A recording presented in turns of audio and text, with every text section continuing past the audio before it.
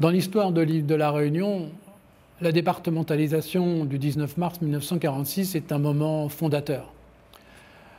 Être département, passer du statut de colonie à celui de département, c'est une vieille idée. Comme souvent, le présent vient de loin.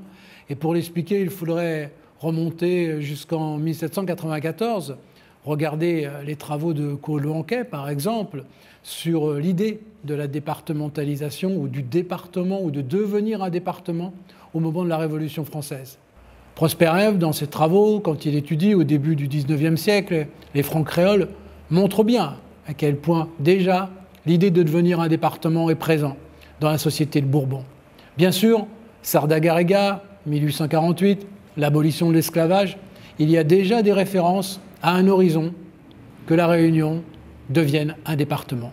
Et puis sous la Troisième République, François de Mailly et d'autres républicains affirment pour le moins que la colonie Réunion est une colonie colonisatrice, c'est une colonie différente, qu'elle est une seconde métropole dans l'océan Indien.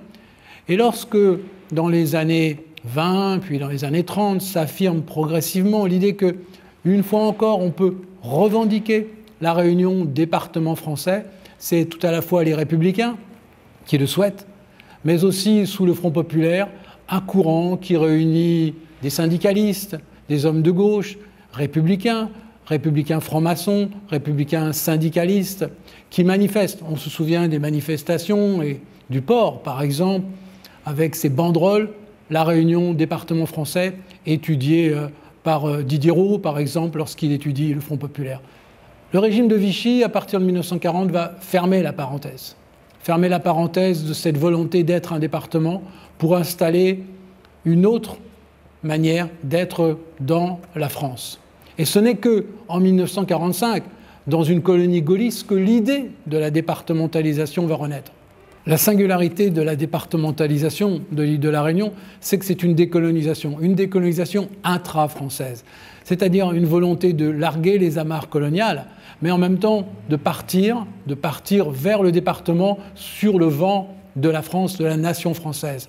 Donc une décolonisation intra-française qui montre un attachement plus fort à la France, avec les preuves qui ont été données, une volonté d'être accueilli, pour reprendre les termes des constituants, au sein de la France, une volonté d'être dans la nation française. Cette décolonisation intra-française, c'est un moment unique, bien sûr dans l'histoire de l'île de la Réunion, mais aussi un phénomène à la fin de la Seconde Guerre mondiale qui est propre à ces 4 vieilles colonies de la République française.